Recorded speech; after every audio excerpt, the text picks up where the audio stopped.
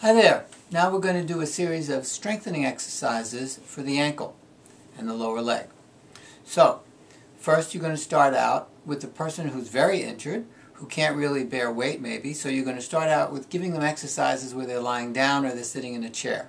So the first thing we do is we just have motion without weight bearing. So here I go. You're going to just see my foot now here. So we would have the person go flexing and pointing very gently as far as they could do it. Maybe they can only do it a little bit. Then you're going to have them go in a circle, and it might be a very narrow circle. Then finally later they'll be in a very wide circle. They go the other way so that they're going to be healing in the presence of a full range of motion, which, as you may remember, is a really important thing. So you don't end up with scar tissue in the wrong places. So you're going to point, you're going to flex, you're going to do circles. Then the person can go inversion and eversion, and inversion and eversion, inversion and eversion. Then they could, if they get bored with that, they could write the alphabet, A, B, C, D. Some people like to do that. But you're basically moving their foot as much as they can throughout the day.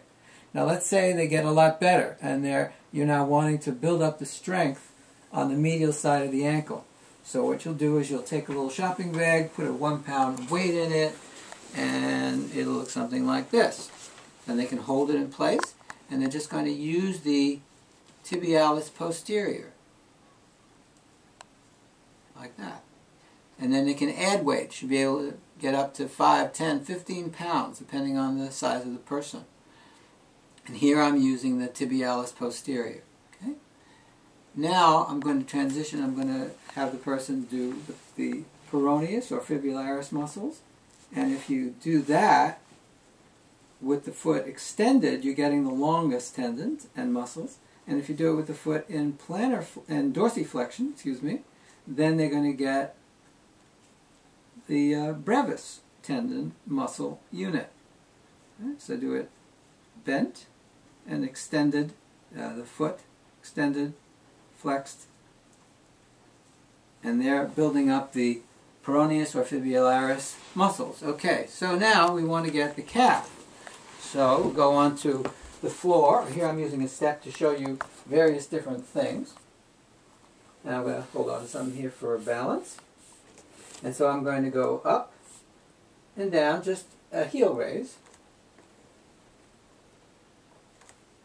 And slowly. And then after they're able to do that, then you're going to have them turn their feet in. Do the same thing. Should be able to do 10 of these, very slowly. And then you're going to have them turn out a little bit, just a little bit. And then you're getting different parts of the foot and lower leg that are going to be working at the different angles. Then you're going to do the whole thing with a person with their knees bent. And then you're getting the soleus muscles. And you're actually going to get a little bit more flexion in the ankle. So I'm doing it parallel. Then I might do it turned in. And you should be able to do 10 of these. They could start with 2 or 3 of each one, but be able to do 10 of each. But start with the knees bent and keep the knees bent the whole time. Now after the person gets good at that, you might have them do it on one leg, going up with one leg. So they're going to be stronger.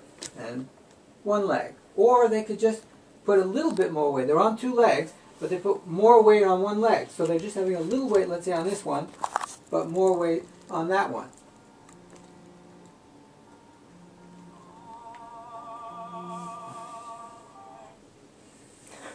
So now we're going to be going off the step. So the person could do this at home on some stairs, and they're going to raise up so that the heels go below. They go below the step, and again they're going to do this turned in, and they're going to do it turned out, and then they're going to do the whole thing with a bent knee, bent knee, bent knee. And then they're going to be really strong in their calves and their feet.